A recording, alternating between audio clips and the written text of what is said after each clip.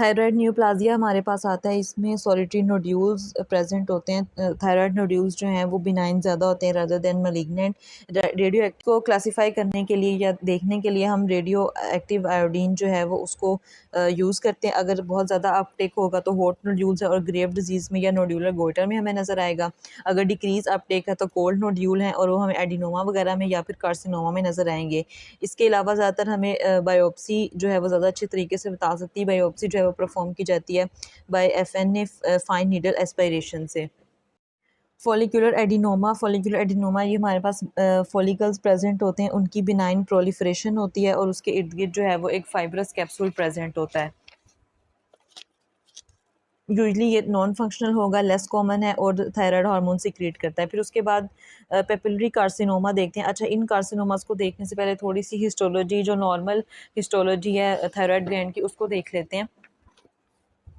हमारे पास इस तरह से ये थायराइड ग्लैंड का सेल प्रेजेंट है। यहाँ पे ये फॉलिकल्स हैं, ठीक है। ये एक फॉलिकल सेल है और इसके अंदर जो हमारे पास प्रोटीनिशियस मटेरियल होता है ना, उसको कोलाइड कहते हैं।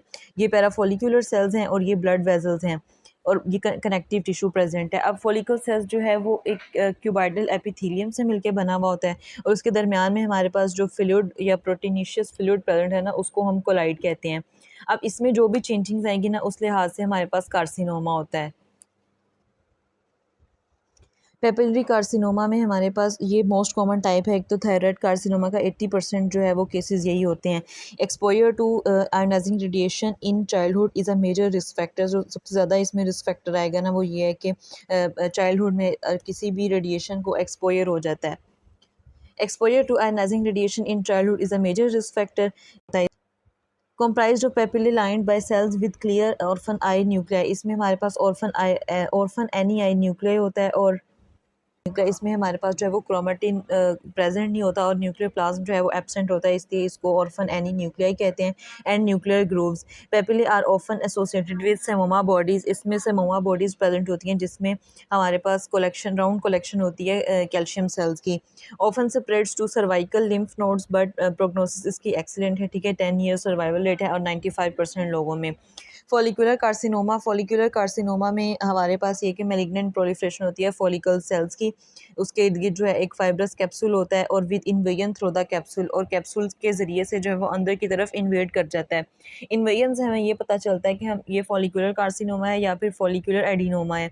Entire capsule must be examined microscopically. जो पूरा कैप्सूल है उसको हमें देखना पड़ेगा, सिर्फ फाइन नीडल एस्पायरेशन से जो है हम वो एग्जामाइन नहीं कर सकते कि ये हमारे पास फॉलिकुलर एडिनोमा है या फिर फॉलिकुलर कार्सिनोमा है।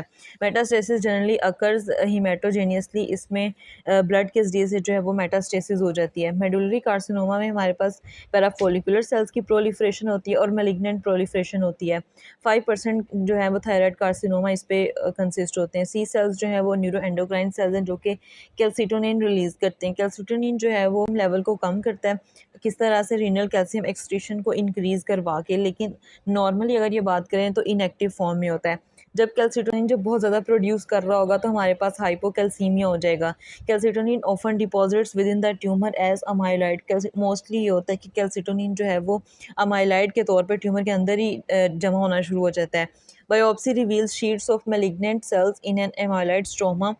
Familial cells are often due to multiple endocrine neoplasia MN2A and 2B की वजह से, जो कि हमारे पास RET ओन्कोजीन की में म्यूटेशन की वजह से होते हैं।